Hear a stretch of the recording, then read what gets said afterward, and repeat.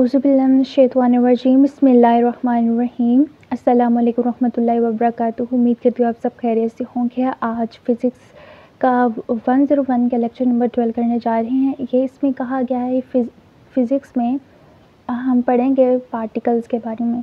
तो फ़िज़िक्स है of many particles. तो सबसे पहले आपको ये बताते चलूँ कि पार्टिकल्स का क्या मतलब होता है। ये जो पार्टिकल्स होते हैं, ठीक है, तो इसका क्या मतलब होता है। जो हमारी जो बॉडी होती है, ठीक है, एक बॉडी के अंदर क्या होते हैं, एटम्स होते हैं, ठीक है।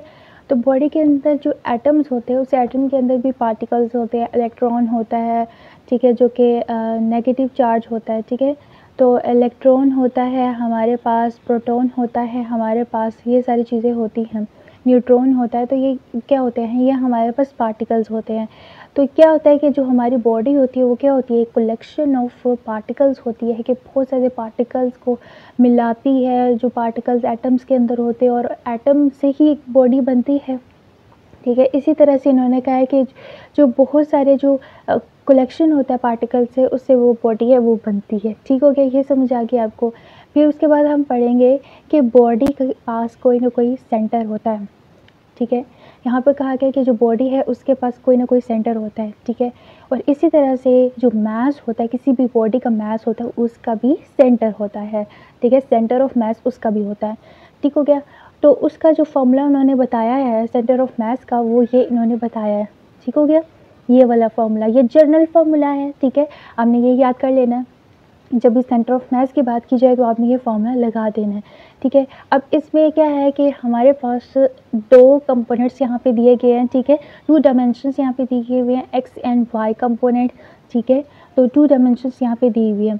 तो उसमें आप क्या करेंगे कि टू डायमेंशंस में आप ये फॉर्मूला इस तरह से लिख सकते हैं कि अगर हमारे पास अगर आप इस सेंटर ऑफ मास निकालना है एक्स एक्सिस में m1, ठीक है, x1 plus m2 x2 divide by m1 plus m2, और अगर y में करना है तो आप इस तरह से फॉर्मूला निकाल देना है, टू कोऑर्डिनेट्स बना देने हैं, ठीक हो गया। ये समझ आ गया आपको। अब उसके बाद हम चलते हैं, आगे चलते हैं कि जो हम एग्जांपल यहाँ पे दी गई है, इसी जो हमारे पास ये वाला जो है ना, ये वाला, तो इसी फॉर्मूला को यूज़ करेंगे और उसके अंदर वैल्यूज़ पुट करेंगे, ठीक है। मिसाल के तौर पर अगर आपको कोई न्यूमेरिकल आ गया एमसीक्यूज़ में, तो आपको पता होना चाहिए कि इसको कैसे सॉल्व करते हैं। यहाँ पे उन्होंने कहा है कि एक मैथ है, उसकी पोजीशन, ठीक है, उसकी पोजीशन उन्होंने बताई गई है जो कि एक्स में बताई गई है, x is equal to 2 centimetre. और जो दूसरा मैथ है, ठीक है, ये दूसरा मैथ है वो इक्वल होगा जो फर्स्ट मैथ के, ठीक है, मैथ 2 है वो इक्वल होगा मैथ 1 के। इसका मतलब है कि यहाँ पे ये बताया गया है कि जो हमारे पास जो मैथ 2 होगा वो किसके इक्वल होगा, मैथ 1 के, ठीक है। तो क्या हम दोनों इक्वल होंगे, तो क्या हम इसको सिर्फ लिख सकते हैं इस तरह से, इज़ इक्वल टू एम सिर्फ लिख सकते हैं, ठीक है, क्योंकि दोनों इक्वल जो हैं। तो हम क्या करेंगे, दोनों मैसेज को m2 m1 नहीं लिखेंगे, बल्कि हम क्या लिखेंगे, रिप्रेजेंट करेंगे m ही, ठीक है। उसके बाद उन्होंने कहा है कि जो दूसरा जो मैथ है उसकी जो पोजीशन उन्होंने बताई गई है वो है हमारे पास बताई गई 6 सेंटीमीटर, ठीक है।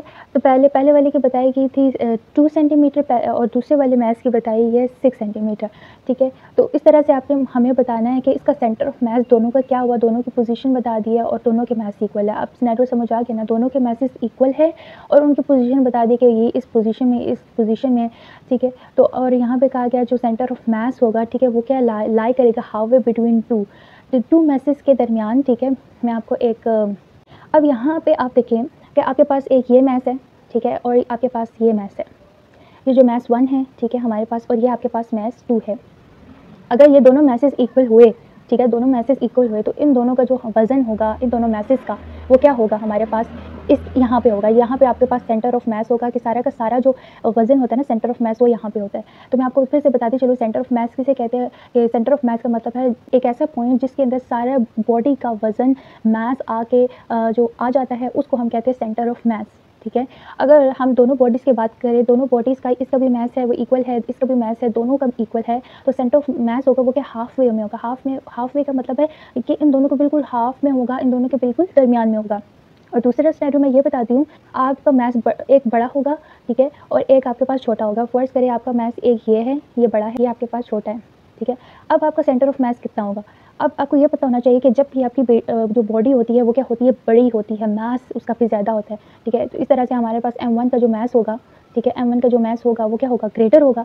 और जितना ज़्यादा जिस बॉडी का मास ग्रेटर होगा उतनी ज़्यादा जो सेंटर ऑफ मास होती है उसके करीब होती है, क्या होती है, उतना ज़्यादा उसके सेंटर ऑफ मास करीब होती है। और आप देखते हैं कि जब भी आप एक बड़ी बॉडी को लेते हैं और स्ट्रिंग के साथ अटैच करते हो, दूसरी बॉडी को भी स्ट्रिंग के साथ अटैच करते हैं, एक बड़ी बॉडी होती है, एक बहुत ही छोटी बॉडी होती है। अब एक दोनों को हम क्या करते हैं कि उसको बैलेंस करने की कोशिश करते हैं, ठीक है। तो देखते हैं कि जहाँ पे जो बड़ी बॉडी होती है जिसका मास बहुत ज़्यादा होता है तो वो क्या होती है, नीचे की तरफ डाउनवर्ड हो जाती है, और जो आपके पास जो हल्का वाला लाइटर होता है वो ऊपर की तरफ क्या हो जाती है। इसका मतलब है कि उसका जो सेंटर ऑफ मास होता है बड़ी बॉडी बड़े मास के साथ करीब होता है, जिसकी वजह से वो सेंटर ऑफ मास होने की वजह से वो क्या हो जाती है, डाउनवर्ड है, वो मूव करती है। ठीक है, आपको ये समझ आ गया ना, ये कंसेप्ट समझ आ गया ना कि जब भी मास आपका बड़ा होगा, बॉडी बड़ी होगी, तो आपका सेंटर ऑफ मास होगा वो ग्रेटर बॉडी के बिल्कुल नियर होगा, उसके करीब होगा। और जब मास इक्वल होगा, मासेस दोनों बॉडी के इक्वल होंगे, तो जो आपके पास सेंटर ऑफ मास होगा वो दरमियान में होगा।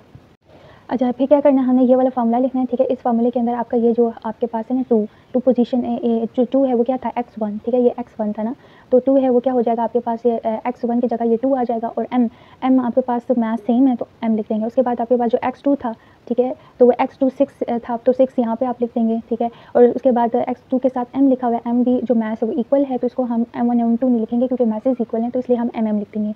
और नीचे आपके पास क्या होगा कि नीचे भी ये जो है ना जो मैसेज इक्वल, हम m1 प्लस m2 नहीं लिखेंगे क्योंकि दोनों मैसेज इक्वल हैं, इसलिए हम m प्लस m ही लिखेंगे।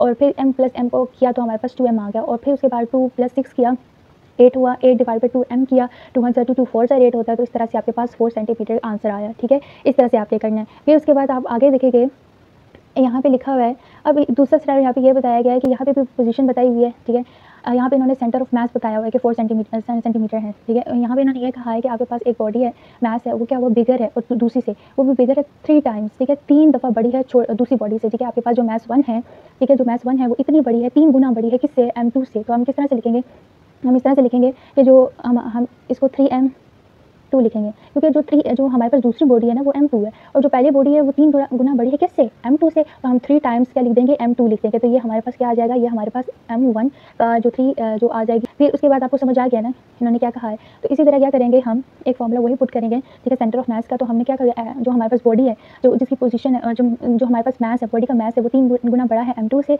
तो इस तरह से हम क्या करेंगे, 3m लिखेंगे। ठीक है, 3m के साथ क्या लिखा हुआ है, x1, ये फॉर्मूले वाला x1 आ रहा है। ठीक है, प्लस mx2। ठीक है, डिवाइडेड बाई 3m मतलब कि वो फर्स्ट बॉडी प्लस m। ठीक है, दूसरी वाली बॉडी है वो क्या छोटी है और पहली वाली बॉडी बड़ी है 3 गुना। तो इस तरह से इन्होंने किया हुआ है, और इस तरह से यहाँ पे करने के बाद इसको मज़ीद सिंप्लीफाई किया हुआ है। तो आपके पास x1 क्या उन्होंने बताया हुआ था, x1 इन्होंने पोजीशन बताई हुई थी ऊपर वाले जो थी हमारे पास ये, ठीक है, 2 सेंटीमीटर, और x2 में की बताई हुई थी 6 सेंटीमीटर। तो वही चीज़ आपने यहाँ पे 3 और 6 यहाँ पे लिख देना है। ठीक है, x1 की जगह फॉर्मूले के मुताबिक, और फिर उसके बाद आपने सिंप्लीफाई करना है। 2 3 6 होता है, 6 प्लस 6 क्या होता है, 12 होता है, 12 डिवाइड बाई 4 होता है, उसको हम सिंप्लीफाई करेंगे, 4 3 12। तो इसी तरह से आपके पास 3 सेंटीमीटर आ जाएगा।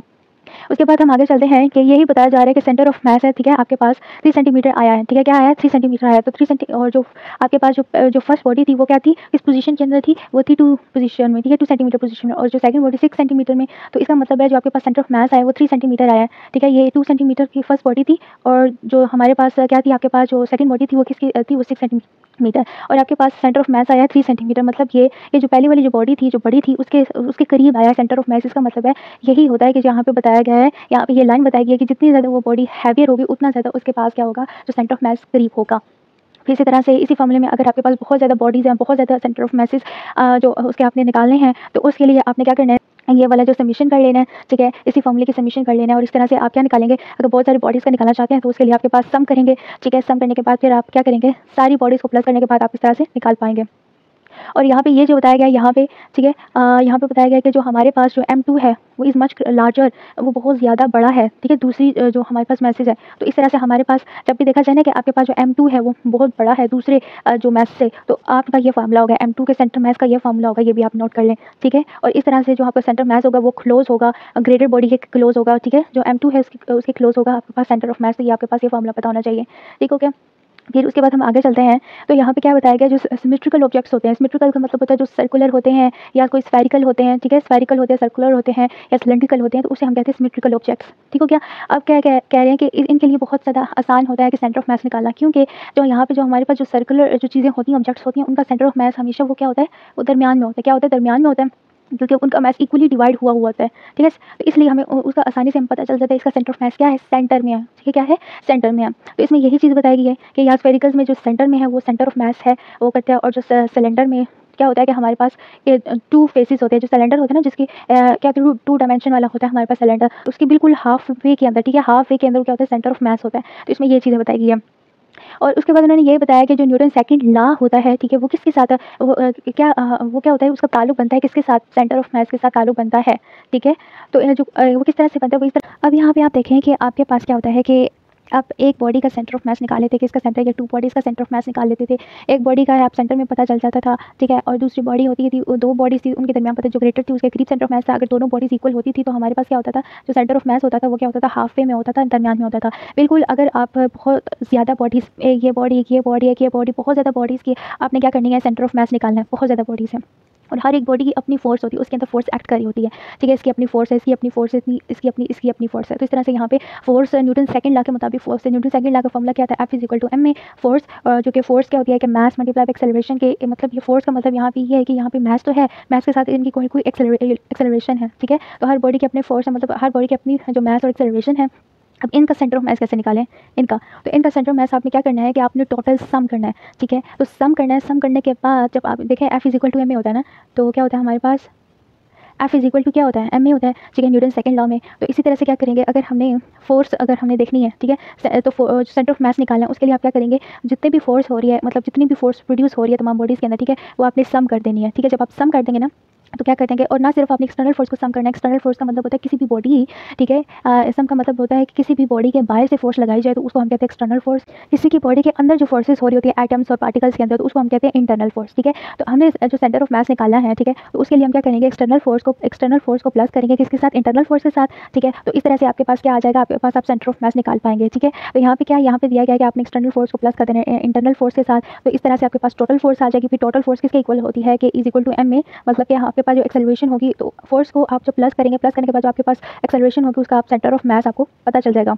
मास तो होगा, लेकिन जो एक्सेलरेशन जो होगी, ठीक है, उसका जो सेंटर ऑफ मास आपको पता चल जाएगा। तो इस तरह से इन्होंने जो न्यूटन सेकंड लॉ के तौर पर इन्होंने क्या किया है कि इन्होंने सेंटर ऑफ मास निकाला है। इसी तरह इन्होंने क्या किया है कि वेलोसिटी, ठीक है, वेलोसिटी का सेंटर ऑफ मास, फिर उसके बाद एक्सेलरेशन का सेंटर ऑफ मास, फिर उसके बाद आपने क्या किया कि यहाँ पे आपका निकल आया जो न्यूटन सेकंड लॉ है फोर्स है, उसका आपने क्या कर दिया, सेंटर ऑफ मास निकाल लिया। तो इन्होंने ये कहा है कि आप यहाँ पे न्यूटन थर्ड लॉ भी है वो यहाँ पे यूज हुआ है। थर्ड लॉ का मतलब ये होता है कि जो आपके पास जो भी आप फोर्स अप्लाई करते हो, ठीक है, तो फोर्स अप्लाई करते हो, उसके बाद उसका भी रिएक्शन है, जितनी फोर्स आप अप्लाई करते हो उतनी फोर्स उसके रिएक्शन में आती है, बट इन ऑपोजिट डायरेक्शन। आपने फोर्स यहाँ पे अप्लाई की, लेकिन वो भी वही फोर्स है, उतनी ही क्वांटिटी के साथ, फोर्स उतनी ही फोर्स के साथ वो अप्लाई होती है, बट इन ऑपोजिट डायरेक्शन के साथ।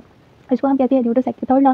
तो यहाँ पे न्यूटन थर्ड लॉ भी है वो क्या किया गया, यहाँ पे यूज़ किया गया है। अब इसके अंदर हम बात करते हैं रिजिड, ठीक है, रिजिड सिस्टम। तो रिजिड सिस्टम का ये मतलब होता है कि दो पार्टिकल्स, ठीक है, जो 2 पार्टिकल्स के दरमियान जो डिस्टेंस होता है वो फिक्स होता है, वो चेंज नहीं होता। मिसाल के तौर पर एक ये पार्टिकल है आपके पास, ठीक है, एक ये आपके पास पार्टिकल है, दूसरा पार्टिकल ये है, तो इन दोनों के दरमियान जो डिस्टेंस है आपके पास, ठीक है, वो चेंज नहीं होगा, चाहे कुछ भी हो जाए वो फिक्स रहेगा। तो उसको हम क्या कहते हैं, रिजिड सिस्टम कहते हैं। मिसाल के तौर पर आप किसी भी सॉलिड डिस्क है, ठीक है, सॉलिड जो डिस्क है उसको आप क्या करेंगे, उसको आप तो क्या स्पिन करेंगे, या फिर एक व्हील है, ठीक है, जो कि एक सर्कल में मूव कर रहा है, उसको स्पिन करेंगे, लेकिन जो शेप होगी उस ऑब्जेक्ट की, ठीक है, जो सॉलिड की होगी, सॉलिड डिस्क की होगी, व्हील की होगी, वो क्या होगी, वो चेंज नहीं होती। तो इस तरह से यहाँ पे ये कहा गया है कि ये क्या है, यहाँ पे रिजिड सिस्टम है। अब हम बात करते हैं काइनेटिक एनर्जी इन रोटेशन में। काइनेटिक एनर्जी का मतलब क्या बताया था। काइनेटिक एनर्जी का मतलब ये होता है कि कैसी एनर्जी, जब भी हम किसी भी चीज़ या बॉडी को मूव करवाते हैं, मूव करने की वजह से एक मोशन की वजह से एक एनर्जी प्रोड्यूस होती है, उसको हम कहते हैं काइनेटिक एनर्जी, ठीक हो गया, एनर्जी ऑफ मोशन।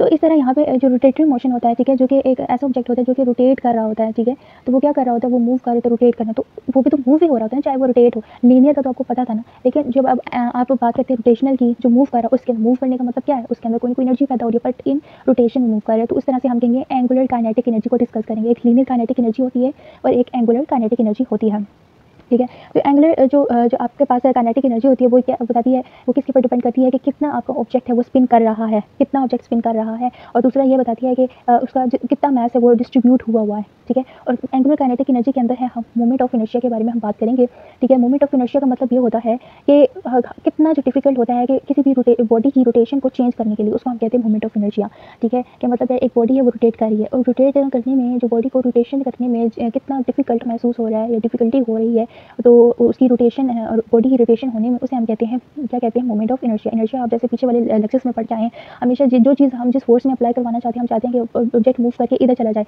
तो ऑब्जेक्ट है इनर्शिया का क्या होता है, इनर्शिया क्या कहता है कि नहीं, वो हमारे ऑपोजिट होता है, हमारे खिलाफ होता है। इनर्शिया कहते हैं नहीं, ऑब्जेक्ट यहाँ पे ही इसी पोजीशन में रहे। और जब हम क्या करते हैं, किसी भी मूविंग ऑब्जेक्ट को रोकने की कोशिश करें तो इनर्शिया कहते हैं नहीं, बॉडी वो लगातार आगे चलती रहे और रुकेंगे नहीं। इसी तरह आप जो किसी भी चीज़ को जितनी बड़ी चीज़ होगी उतनी ज़्यादा इनर्शिया होगी, जितनी छोटी चीज़ होगी उतनी कम इनर्शिया होगी। तो उसके बाद जो बड़ी चीज़ को आप रोकेंगे तो वो आसानी से रुकेगी नहीं, बहुत मुश्किल से रुकती है, और बड़ी चीज़ को आप टिका लगा के जितना तेज़ करना चाहते हैं उतनी मुश्किलों से अपनी जगह से मूव करती है। तो क्योंकि इनर्शिया है वो अपनी पोजीशन को चेंज नहीं करना चाहती है, वो इसी पोजीशन में रहे। इसलिए यहाँ पे अगर रोटेशन की बात की जाए तो रोटेशन में मोमेंट ऑफ इनर्शिया यूज़ की जा रही है, जिसके अंदर हम रोटेशन करवा रहे हैं एक ऑब्जेक्ट की। और मोमेंट ऑफ इनर्शिया कहती है कि जो आप रोटेशन करवा रहे हो उसके अंदर जो डिफिकल्टी वो पैदा कर रही है, वो कहती है कि वो कि जो रोटेशन है उस बॉडी के अंदर है वो क्या रहे, कि वो कह रही है कि रोटेशन के अंदर चेंज ना आए। अगर हम इस रोटेशन के अंदर अगर कोई चेंज लाना चाहते हैं तो इनर्शिया कहती है कि नहीं, चेंज नहीं लाओ, तो मुश्किल होता है चेंज करना। तो रोटेशन ऑफ बॉडी को उसको हम कहते हैं मोमेंट ऑफ इनर्शिया। ये समझ आ गया आपको। तो इसी तरह काइनेटिक एनर्जी के अंदर भी आपके जो मोमेंट ऑफ इनर्शिया यूज़ हुई है, मोमेंट ऑफ इनर्शिया का क्या फॉर्मूला होता है? मोमेंट ऑफ इनर्शिया का फॉर्मूला होता है आपके पास I इज इक्वल टू, ठीक है, एम और आर, ठीक है। तो आर जो आपके पास जो एम है, ठीक है, वो क्या होता है मैस, और जो आर होता है, आर यहाँ पे शो किया गया डिस्टेंस के, और किसका डिस्टेंस? हर एक पार्टिकल का। अब पार्टिकल्स ऑफ फिजिक्स पढ़ रहे हैं ना, तो हर एक पार्टिकल के मोमेंट ऑफ इनर्शिया के बारे डिस्कस कर रहे हैं। अब ये जो आपके पास मोमेंट ऑफ इनर्शिया का फॉर्मूला आपको पता चल गया, तो आपके पास जो लीनियर काइनेटिक एनर्जी आपने पीछे पढ़ के आए हैं वो क्या थी आपके पास? K is equal to 1 divided by M V square. ये आपके पास लीनियर काइनेटिक एनर्जी है। क्या है? एक लीनियर काइनेटिक एनर्जी है। उसके बाद हम आते हैं रोटेशनल में। रोटेशनल में क्या होता है कि is equal to 1 divided by आपके पास होता है यहाँ एम है। तो रोटेशनल काइनेटिक एनर्जी में जो मास होता है वो उसके जो मोमेंट ऑफ इनर्शिया है वही जिस तरह लीनियर काइनेटिक एनर्जी के अंदर जो मास होता है उसी तरह एक्ट करता है। तो यहाँ पे मोमेंट ऑफ इनर्शिया का हम आई डाल देंगे, और यहाँ पे वी है, तो वी के यहाँ पे एंगुलर वेलोसिटी हमने बात की थी, इसका क्या सिंबल होता है? एंगुलर वेलोसिटी का हम पढ़ के आए थे, वो फॉर्मूला था हमारे पास ओमेगा। ओमेगा एंगुलर वेलोसिटी को कहते हैं। तो यहाँ पे हम ओमेगा लिख देंगे, और जो यहाँ पे जो वी के ऊपर इसको स्केयर लगा हुआ है, इसी तरह हम क्या लगा देंगे? यहाँ पे स्केयर लगा देंगे। इस तरह आपके पास जो आया है is equal to 1 divided by जो इनर्शिया ओमेगा स्केयर, मतलब इनर्शिया एंगुलर वेलोसिटी का स्केयर। तो ये आपके पास क्या आ जाएगा? ये आपके पास रोटेशनल काइनेटिक एनर्जी का आ जाएगा। अब आपके पास ये एंगुलर जो kinetic energy, rotational kinetic energy का फॉर्मूला, और ये आपके पास लीनियर का, और ये आपके पास इनर्शिया का, मोमेंट ऑफ इनर्शिया का, ठीक है, हम देख सकते हैं। इसी तरह इन्होंने समीशन निकाला हुआ मोमेंट ऑफ इनर्शिया का, ठीक है। तो उसके बाद हम आगे चलते हैं, क्योंकि यहाँ पे जो एंगुलर जो काइनेटिक एनर्जी थी वो निकाली थी। एंगुलर काइनेटिक एनर्जी का क्या था? 1 divided by R omega square, जिसमें आई है वो किसके इक्वल होता है? M R. तो यहाँ पे इसलिए यहाँ पे एम आर लिखा हुआ है, और ओमेगा स्क्वायर है ये लिखा हुआ है, ठीक है। इसी तरह से इन्होंने किया हुआ है। आगे हम चलते हैं, ठीक है, टाइम को वेस्ट किए बगैर। तो यहाँ पे देखते हैं कि यहाँ पे जो मोमेंट ऑफ इनर्शिया की भी बात की गई है, ठीक है। यहाँ पे मोमेंट ऑफ इनर्शिया पैदा हो रहा है, 2 पार्टिकल्स हैं, उसके 2 मैसेज हैं, 2 मैसेज यहाँ पे दिए गए हैं यहाँ पे। और उसके बाद है कि एक हल्की सी लाइट जो रोड है, ठीक है, जो कि रिजिड है, वो क्या होती है? चेंज उसकी लेंथ नहीं होती, तो उसके साथ अटैच हुए हैं 2 पार्टिकल्स। और वो जो रोड होती है, ये जो रोड है हमारे पास, उसका जो मैस है वो इग्नोर कर दिया गया, क्योंकि वो इतना लाइट है, उसको फिर क्या किया गया? निगलेक्ट कर दिया गया है। और जो मोमेंट ऑफ जो हमने क्या करना है, मोमेंट ऑफ इनर्शिया को हमने फाइंड करना है, ठीक है। और उसके बाद और किस तरह से फाइंड करना है? परपेंडिकुलर टू द रोड इस तरह है ना, तो परपेंडिकुलर का मतलब होता है इन द 90 डिग्री एंगल में। तो हमें इस एंगल में क्या देखना है? इस एंगल में हमने मोमेंट ऑफ इनर्शिया को फाइंड करना है, ठीक है। और रोड हमारे पास क्या है? कैसे है? इस तरह से है, और हमने क्या है? मोमेंट ऑफ इनर्शिया को इस तरह से फाइंड करना है। तो परपेंडिकुलर टू द रोड करना है, और जो डिस्टेंस है हमारे पास इन्होंने x दिया हुआ है और मैस m1 दिया हुआ है। इसी तरह आप क्या करेंगे? 2 पार्टिकल्स यहाँ पे कनेक्ट हुए हैं, और ये आपके पास क्या है? मोमेंट ऑफ इनर्शिया फाइंड करेंगे। और ये आपके पास ये क्या है? ये रोड जा रहा है, और ये आपके पास m1 है, ये आपके पास m2 है। और इस तरह से यहाँ m1 से लेकर, ठीक है, m1 से लेकर ये मोमेंट ऑफ इनर्शिया तक जो डिस्टेंस बन रहा है वो हमारे पास x है, और यहाँ से लेकर यहाँ तक जो डिस्टेंस बनेगा उससे हम क्या करेंगे? पूरी टोटल हमारे पास l है, तो हम इस l में से माइनस कर देंगे इस वाले x को। जब इस वाले x को माइनस कर देंगे तो हमारे पास क्या आ जाएगा? यहाँ से ये वाला डिस्टेंस आ जाएगा m2 का, ठीक है। तो इसी तरह से आपके पास ये फॉर्मूला जो आपके पास है एक, ठीक है, आपके पास मोमेंट ऑफ इनर्शिया जो आपने फाइंड करना है उसका क्या था? I is equal to M R का स्क्वायर, ठीक है। तो इसी तरह I is equal to M आपके पास 2 है, तो इसी तरह आपने क्या करना है? m1 है करना है। और सेंटर ऑफ मास का आपको पता है, इसके फॉर्मूला आपने याद किया था कि मास के साथ पोजीशन लिखते हैं m1 plus m1 x1 plus m2, और इस तरह से divide by m1 plus m2, ठीक है। इसी तरह आपने क्या करते हैं? साथ इसकी पोजीशन भी लिखनी है। तो इसी तरह जो हमारे पास जो x2 है, ठीक है, वो लिखेंगे, फिर प्लस m2 है, ठीक है। m2 का हमारे पास क्या होगा? m2 का हमारे पास लिखेंगे ये जो, ठीक है। तो हमारे पास 2 मैसेज हैं, इसलिए हम 2 मैसेज लिखें। हालांकि ये मोमेंट ऑफ इनर्शिया का ये फॉर्मूला है, लेकिन इस ये जो मैसेज है वो कितनी है? 2 है। तो इस तरह से 2 मैसेज प्लस करवाएंगे, और साथ उन मैसेज की जो पोजीशन है x तो ये है, ये लिखेंगे। और दूसरी जो मैस की पोजीशन जो हमने निकाली थी वो क्या निकाली थी? हमारे पास क्या निकाला था कि हमने जो टोटल l में से माइनस कर दिया था x को, तो हमारे पास यहाँ से लेकर यहाँ तक डिस्टेंस पोजीशन बनी थी, तो इसी तरह से कर देंगे। और ये जो स्क्वायर लगा हुआ है, ये मोमेंट ऑफ जो आपके पास मोमेंट ऑफ आर्म इनर्शिया है, ठीक है, उसका जो स्क्वायर जो ऊपर लगा हुआ था, ठीक है, उसी तरह से आपका ये स्क्वायर लगा हुआ है, ठीक है। और जो मज़ीद यहाँ पे आगे सोल्व किया हुआ है यहाँ पे, ये मैं आपको जो इसके जो ये यहाँ पे डेरिवेशन, यहाँ पे सेंटर ऑफ मास के यहाँ पे इन्होंने डेरिवेट किया और इसी तरह से पुट किया, और सेंटर ऑफ मास इन्होंने निकाला, तो इनके पास ये फॉर्मूला है। लेकिन आपको ये चीज़ें करने की जरूरत नहीं है, आपको न्यूमेरिकल्स करने की जरूरत है। इसमें न्यूमेरिकल्स आपके पास आ सकते हैं, तो इसलिए न्यूमेरिकल्स मैं आपको प्रोवाइड कर दूँगी इसी लेक्चर के अंदर। आपने बस उसके न्यूमेरिकल्स प्रैक्टिस कर लेने और फॉर्मूलाज देख लेने, और कुछ करने की जरूरत नहीं है। अच्छा, यहाँ पे देखिए, यहाँ पे इन्होंने ये कहा है कि एक जो मैटर होता है ठीक है। तो मैटर है मुख्तलिफ बिलियंस ऑफ डिस्क्रीट एटम्स को मिलाकर कंबाइन करके एक मैटर बनता है। और अगर आप किसी भी मैटर के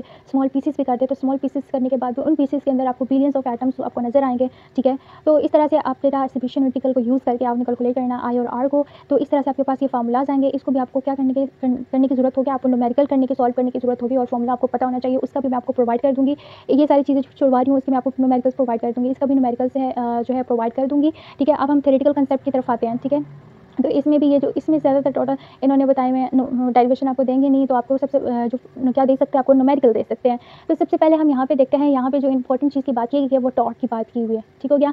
तो यहाँ पे क्या देखा जाता है कि टॉर्क का मतलब क्या होता है, मैं आपको समझाती हूँ। तो टॉर्क का मतलब होता है कि एक ऐसा पॉइंट, ठीक है, कि एक ऐसी चीज़, टॉर्क का मतलब होता है कि एक जो आपके पास बॉडी है, तो बॉडी एक जगह से फिक्स ज़रूर होती है, एक जगह से क्या करती है, फिक्स ज़रूर होती है और फिक्स होती है। और दूसरी जो साइड होती है वो क्या होती है, मूव करती है, रोटेट करती है उस एक्सिस के ऊपर, ये उस पॉइंट के तो अबाउट, उस पॉइंट के अबाउट है वो मूव करती है, उसे हम कहते हैं टॉर्क। तो आपको टॉर्क की डेफिनेशन आपको पता होनी चाहिए कि टॉर्क है वो किसको कहते हैं।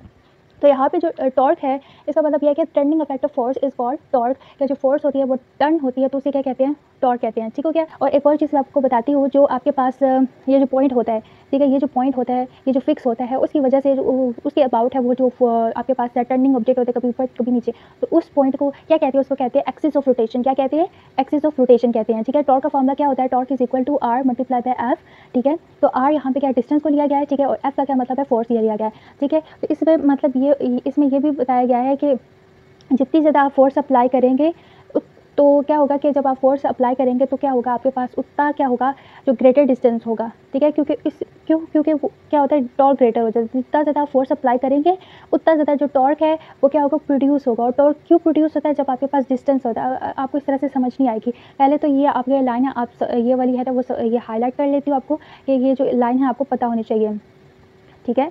तो इसमें मैं आपको उधर बताती हूँ कि कैसे इसको करते हैं। अच्छा, सबसे पहले मैं आपको एक एग्जांपल देती हूँ। एग्जांपल में आपने समझना क्या है, आपके पास एक डोर है, ठीक है, और डोर के साथ आपके साथ क्या लगा हुआ है, ये फिक्स पोजीशन है आपके पास, जिसको हम कह सकते हैं एक्सिस ऑफ रोटेशन, जिसके अबाउट है वो जो घूम सकता है डोर, कभी क्या हो सकता है आपके पास, ओपन हो सकता है, क्लोज हो सकता है, तो इसको हम कहते हैं एक्सिस ऑफ रोटेशन।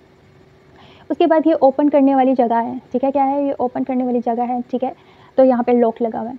जब आप क्या करेंगे, जब आपने पुश किया डोर को, जब आप पुश करेंगे एक्सिस ऑफ रोटेशन, ये जो फिक्स पॉइंट है, ठीक है, तो आप क्या करते हैं कि आपने पुश किया, तो पुश करने के बाद क्या होता है आपके पास कि यहाँ पे आपने पुश किया, मतलब कि यहाँ पे आपने हाथ लगा के पुश किया, मतलब है कि जो आपके एक्सिस ऑफ रोटेशन, जो आपने फोर्स आपने लगाई है एक्सिस ऑफ रोटेशन के करीब, ये फोर्स लगाई और एक्सिस ऑफ रोटेशन ये है।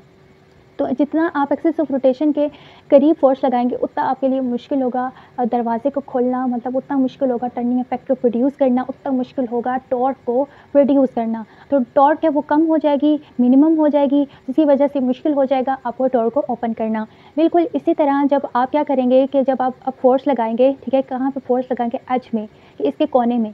जब आप कोने में, दरवाजे के कोने में फोर्स लगाएंगे तो क्या होगा, फोर्स लगाने की वजह से जो डिस्टेंस होगा बहुत ज़्यादा होगा। किसका डिस्टेंस ज़्यादा होगा, जो आपके पास जो एक्सिस ऑफ रोटेशन है ना, उसका ये जो एक्सिस ऑफ रोटेशन है, तो उस एक्सिस ऑफ रोटेशन का जो से लेकर आपके जो यहाँ पे आपने फोर्स अप्लाई की, तो यहाँ तक जो डिस्टेंस बनेगा तो वो ज़्यादा होगा। तो ज़्यादा होने की वजह से टॉर्क ज़्यादा प्रोड्यूस होगा। जब ज़्यादा प्रोड्यूस होगा तो फिर आपके पास टर्निंग इफेक्ट ज़्यादा होगा। टर्निंग इफेक्ट ज़्यादा होगा तो आप क्या होगा, आसानी होगी आपको डोर को ओपन क्लोज करने में, ठीक है। तो एक्सिस ऑफ रोटेशन है आपके पास यहाँ से लेकर आपके पास, ठीक है, फोर्स जहाँ आपने अप्लाई की है, यहाँ पे आपने फोर्स क्या किया, आपने अप्लाई किया। तो अप्लाई करने के बाद जो जितना डिस्टेंस यहाँ से लेकर यहाँ तक हुआ तो उसको हम आर से रिप्रेजेंट करेंगे। किसको रिप्रेजेंट करेंगे, आर से रिप्रेजेंट करेंगे। किससे रिप्रेजेंट करेंगे, आर से, के एक्सिस ऑफ रोटेशन से लेकर जहाँ तक आपने फोर्स अप्लाई की है, तो उस दोनों के दरमियान जितना आपके पास डिस्टेंस होगा उसको आप किससे रिप्रेजेंट करेंगे, आर से रिप्रेजेंट करेंगे, ठीक हो गया। ये आपको पता चल गया। और अब आप टॉर्क का फॉर्मूला कैसे देखते हैं, torque is equal to R multiply by F, ठीक है। आर मल्टीप्लाई बाय एफ का मतलब यह है, टॉर्क तभी प्रोड्यूस होता है जब आप डिस्टेंस हो एक्सिस ऑफ रोटेशन से लेकर यहाँ पे आपने फोर्स अप्लाई किया, यहाँ पे डिस्टेंस हो और साथ फोर्स भी अप्लाई करें। डिस्टेंस के साथ जब आप फोर्स अप्लाई करते हैं तो तब आपके पास टॉर्क प्रोड्यूस होती है। और जब बिल्कुल भी डिस्टेंस ना करें, ये आपके पास डोर है, ठीक है। ये जो डोर है, आप ये एक्सिस ऑफ रोटेशन ये है, अब इस एक्सिस ऑफ रोटेशन के ऊपर आप फोर्स अप्लाई करते हैं, इसी के ऊपर जहाँ से वो मूव होता है ना डोर, वहाँ पर आप फोर्स लगाते तो वो डोर ओपन ही नहीं होगा, क्योंकि टॉर्क है वो ज़ीरो हो जाएगी। क्या हो जाएगी, एक्सिस ऑफ रोटेशन के ऊपर जो टॉर्क है वो ज़ीरो हो जाएगी। जब आप चाहते हैं टॉर्क रिड्यूस हो, दरवाज़ा ओपन हो, तो उसके लिए आपको फोर्स यहाँ नहीं बल्कि उसके लिए आपको फोर्स यहाँ पे एच के ऊपर अप्लाई करनी पड़ेगी। फिर जितना ज़्यादा डिस्टेंस होगा, जितना ज़्यादा आर होगा और जितनी आप फोर्स लगाएंगे, तो जितना आपके पास आर होगा, ठीक है, आपके पास जितना आर होगा और जितनी आप फोर्स लगाएंगे, दोनों को मल्टीप्लाई करेंगे तो आपके पास क्या आ जाएगा, टॉर्क आ जाएगा। तो अब आपको समझ आ गया होगा कि टॉर्क किसे कहते हैं। एक और चीज़ आपको समझाने वाली हूँ, ठीक है। तो आपके पास एक जो आपके पास क्या है, एक ये बॉडी है, ठीक है। मैं आपको दोबारा से बना के बताती हूँ, ठीक है। ये आपके पास क्या है, बॉडी है। यहाँ से ये क्या हुई है, यहाँ से ये फिक्स हुई है। फिक्स का मतलब है कि यहाँ तक ये अटैच हुई है, ठीक है। अब क्या होता है कि हम दो कंपोनेंट्स लेते हैं, दो कोऑर्डिनेट्स लेते हैं, ठीक हो गया। तो दो कोऑर्डिनेट्स कौन कौन से हम लेंगे, ठीक है। हम देखते हैं ये यहाँ पे हमने क्या ले लिया, वाई एक्सिस, और यहाँ पे हम ले लिया हमने एक्स एक्सिस, ठीक हो गया। अब क्या होता है कि अब इसका तो हम वाई और एक्स एक्सिस तो ले लिया, ठीक है। यहाँ पे हम लिख भी लेते हैं कि यहाँ पे क्या हुआ, हमारे पास वाई और यहाँ पे हमारे पास क्या हो गया, एक्स, ठीक है। अब उसके बाद क्या करना है हमने कि ये जो बॉडी है, ठीक है, जो बॉडी है उसकी क्या एक्सिस ऑफ रोटेशन, जो बॉडी की जिस तरह से टिल्ट हुई है, तिरछी हुई है, उस तरह से क्या आपके पास एक्सिस ऑफ रोटेशन होगा। तो उसके लिए आप क्या करते हैं कि एक आपके पास आ जाती है ये, ठीक है, एक ये आपके पास आ जाती है, ये एक्स एक्सिस हो गया, और ये आपके पास क्या होगा, ये आपके पास वाई एक्सिस हो गया। अब आपको समझ आ गया, ठीक है। अब क्या है कि ये जो हमारे पास है, इसको देखते हैं हम कि इस जो बॉडी है, इस बॉडी के एक्स और वाई जो कोऑर्डिनेट्स है उसमें भी क्या बन रहा है, एंगल बन रहा है। अब बॉडी की एक्स और वाई क्यों बनाया, क्योंकि बॉडी के ऊपर हमने फोर्स अप्लाई किया है, और फोर्स है वो किस तरह से जो मूव हो रही है, फोर्स के भी एक्स और वाई कंपोनेंट्स हैं। तो एक फोर्स है आपके पास, ठीक है, एक फोर्स आपके पास क्या है, एक्स एक्सिस में है, ठीक है। आपके पास एक्स एक्सिस में फोर्स है आपके पास, जिसको हम एफ एक्स कह देते हैं, और एक वाई एक्सिस में जिसको हम क्या कह देते हैं, एफ वाई में कह देते हैं, ठीक हो गया। और दोनों फोर्सेस के दरमियान क्या बन रहा है, एक एंगल बन रहा है, जिसको हम क्या कह देंगे, इसको हम कह देंगे थीटा, क्या कह देंगे, थीटा कह देंगे, ठीक हो गया। अब मैं आपको ये एक और चीज़ बताती हूँ कि जो एक्स एक्सिस में फोर्स अप्लाई होती है, तो उसके लिए हम क्या कर देंगे, हम लिख देंगे कि हम एफ कोस थीटा, क्या लिख देंगे, एफ कोस थीटा। तो हम यहाँ पे क्या कर लेते हैं, मिटा के यहाँ पे लिख लेते हैं कि एफ कोस थीटा। और ये जो वाई एक्सिस के ऊपर जो आपके पास जो फोर्स अप्लाई की गई है, उसमें हम लिख लेते हैं एफ साइन थीटा, क्या लिख लेते हैं, एफ साइन थीटा, ठीक हो गया। अब यहाँ तक आपको समझ आ गया ना, ठीक हो गया। अब यहाँ पे देखिए कि जब आप फोर्स है, ठीक है, जो आप फोर्स अप्लाई करेंगे, ठीक हो गया, जब आप फोर्स अप्लाई करेंगे बॉडी के पैरेलल में इस तरह से आप अप्लाई करेंगे, ठीक है, तो टॉर्क प्रोड्यूस नहीं होगा, टर्निंग इफेक्ट प्रोड्यूस नहीं होगा, ठीक है। जब आप बॉडी को अपवर्ड और डाउनवर्ड मूव करेंगे, तब आपके पास क्या प्रोड्यूस होगा, टर्निंग इफेक्ट प्रोड्यूस होगा, बॉडी मूव करेगी। और जब आप जो बॉडी को बिल्कुल सीधा ही इस तरह खींचेंगे अपनी तरफ, हालांकि इस जगह तो फिक्स हुई हुई है आपके पास बॉडी है ना, इस जगह तो आपके पास बॉडी फिक्स हुई है, और फिर आप उसी बॉडी को इस तरफ मूव कर उस तरफ खींचेंगे, फोर्स लगाएंगे, तो वो बॉडी मूव नहीं करेगी। तो बॉडी तब मूव करेगी जब आप फोर्स लगाएंगे एफ साइन थीटा के ऊपर जब आप फोर्स लगाएंगे तब बॉडी मूव करेगी। तो इस तरह से हम क्या करेंगे, ये जो आपके पास एफ कोस थीटा है उसको क्या कर देंगे, आप इग्नोर कर देंगे, क्या कर देंगे, इग्नोर कर देंगे, ठीक हो गया। तो यहाँ पे जो एफ ये वाला ये जो एफ कोस थीटा है उसको आप इग्नोर कर देंगे, क्योंकि यहाँ पे जब आप फोर्स लगाएंगे तो वो टॉर्क प्रोड्यूस नहीं होगा, टर्निंग इफेक्ट। तो तब हम किसको देखेंगे, एफ साइन थीटा को देखेंगे, किसको देखेंगे, एफ साइन थीटा को देखेंगे। मतलब एफ यहाँ ऊपर की तरफ परपेंडिकुलर की तरफ, हमारे परपेंडिकुलर की तरफ ऊपर की तरफ करेंगे, तभी ये क्या होगी, ये बॉडी मूव होगी। तो इस तरह हम जो टॉर्क जो हम बात करते हैं, तो टॉर्क के लिए हम क्या यूज़ करेंगे, torque is equal to R multiply by F sine theta, torque is equal to R multiply by F sine theta use करेंगे, ना कि हम एफ कोस थीटा यूज़ करेंगे, ठीक हो गया। ये समझ आ गया आप। इसी तरह यहाँ पे बताया जाएगा यहाँ पे torque R F sine theta, क्योंकि साइन थीटा के जो है एक्सिस में, वाई एक्सिस में है, वो फोर्स अप्लाई करेंगे तभी तो टॉर्क प्रोड्यूस होगा, कॉस एक्सिस में नहीं होगा, क्योंकि वो उसका एक पॉइंट फिक्स हुआ होगा और दूसरे पॉइंट से आप सीधा पैरेलल उसको फोर्स करेंगे, तो फोर्स लगाएंगे तो वो टॉर्क प्रोड्यूस ही नहीं होगा, वो नहीं होगा। तो थीटा है यहाँ पे, थीटा क्या बता रहा है, यही बता रहे हैं जो एंगल बन रहा है, ठीक है, रेडियस वेक्टर एंड फोर्स, जो फोर्स है और जो उसके पास रेडियस है, उसके दरमियान जो एंगल बनता है उसको हम थीटा कहते हैं। ये आपने समझ लिया। समझने के बाद यहाँ पे वर्क डन बताया गया कि वर्क डन अगर हम करेंगे, वर्क डन का फॉर्मूला क्या होता है, एफ डॉट डी, ठीक है, फोर्स मल्टीप्लाई बाय डिस्टेंस, ठीक है। तो जो आपके पास ये वर्क होता है, उसी तरह आप अगर यहाँ पे इसी तरह से जो पीछे मैंने ये डायग्राम बनाई थी, उसी तरह से ये भी डायग्राम इसी तरह बनी हुई है, और आगे इन्होंने कंसेप्ट दिए हुए हैं। और ये जो कंसेप्ट में हमको ये जो है इसके न्यूमेरिकल्स आपको मैं दूँगी, तो आपके डायरेक्ट उसके न्यूमेरिकल्स प्रैक्टिस करने और कुछ करना नहीं है, ठीक हो गया। अच्छा, अब उसके बाद हम देखते हैं यहाँ पे भी आपके पास क्या होगा, यहाँ पे भी न्यूमेरिकल्स के दूंगी, ठीक है। जो आपके पास ये एक्सटर्नल टॉर्क होता है उसके लिए आप क्या यूज़ करते हैं, movement of inertia with angular acceleration, ठीक है, यहाँ पे एंगुलर एक्सेलरेशन यूज़ करेंगे। तो इस तरह से मैं इसका भी आपको फार्मूला, ये आप फार्मूला देख लिया, ठीक है। और उसके बाद आपको मैं उसके न्यूमेरिकल का जो अभी इसी लेक्चर में प्रोवाइड करूँगी आपको। यहाँ पे देखें कि ये लीनियर है, ये रोटेशनल है, ठीक है। तो ये डिस्प्लेसमेंट को और जो आपके पास किस तरह से शो करती है वेलोसिटी को, और एंगुलर वेलोसिटी एक्सेलरेशन है, एंगुलर एक्सेलरेशन फोर्स है। और यहाँ पे फोर्स की बात की है लीनियर में, और यहाँ पे टॉर्क की बात की गई, यहाँ पे kinetic energy, rotational kinetic energy, यहाँ पे वर्क डन, और यहाँ पे वर्क डन। तो ये आपको पता होना चाहिए रोटेशनल कौन से और लीनियर जो आपके पास लीनियर कौन से है। सिंबल यहाँ पे चेंज किए हुए हैं, और एक सिंबल के साथ साथ आपको पता होना चाहिए किस तरह से हुए हैं। और दूसरी यहाँ पे 14 पॉइंट में आपको क्या बताया गया, जो आपके पास रोटेशनल और ट्रांसलेशन मोशन होता है वो क्या होता है कि एक ही वक्त में प्रोड्यूस होता है। क्या होता है? एक ही वक्त में प्रोड्यूस होता है। देखिए कि एक एग्जांपल भी यहाँ पे दी गई है कि एक जो आपके पास जो कार जा रही होती है उसका जो व्हील होता है, ठीक है, एक तो व्हील तो रोटेट तो करता है, वो एक्सेस ऑफ रोटेशन, उसमें रोटेशन तो होती है, रोटेशन के साथ साथ वो क्या करता है, वो सफर भी, डिस्टेंस भी कवर करता है। तो यहाँ पे क्या हो रहा है कि आपके पास ट्रांसलेशन मोशन तो हो रहा है, रोटेशनल मोशन तो हो रहा है, व्हील अपने इर्द गिर्द ऐसे से व्हील अपने जो इर्द गिर्द है वैसे से मूव कर रहा है, मूव करते हुए इस साथ डिस्टेंस भी कवर कर रहा है गाड़ी का। तो वो क्या हो रहा है, ये दोनों चीज़ें एक साथ हो रही है, तो ये सारी चीज़ें भी होती हैं, ठीक है। तो इस तरह उनके साथ जो काइनेटिक एनर्जी होगी वो भी दोनों प्रोड्यूस होगी, एक लीनियर काइनेटिक एनर्जी प्रोड्यूस होगी, एंगुलर काइनेटिक एनर्जी होगी। तो उसके लिए टू मोशंस पैदा हो रहे हैं ना, तो टू मोशन, लीनियर मोशन और जो होता है एंगुलर मोशन, तो दोनों जो रोटेशनल मोशन, तो दोनों के जो मोशन, जब मोशन पैदा होती है तो एनर्जी पैदा होती है, तो एनर्जी पैदा होती है तो लीनियर एनर्जी क्या होगी, काइनेटिक लीनियर एनर्जी, और क्या होगी, रोटेशनल काइनेटिक एनर्जी। तो ये आप समझ के आ चुके हैं। तो आपको ये कंसेप्ट पता होना चाहिए कि इसके अंदर दोनों एनर्जीज पैदा होती है, काइनेटिक एनर्जी, ठीक है। अब यहाँ पे N particles of kinetic energy को डिवाइड किया गया, फिर यहाँ पे बताया जाएगा। तो इसका भी मैं आपको क्या बताऊँगी, इसका भी आपको न्यूमेरिकल करवा दूँगी। अब चलते हैं हम न्यूमेरिकल्स के, आपको मैं बताती हूँ कि किस तरह से इसके न्यूमेरिकल्स हुए।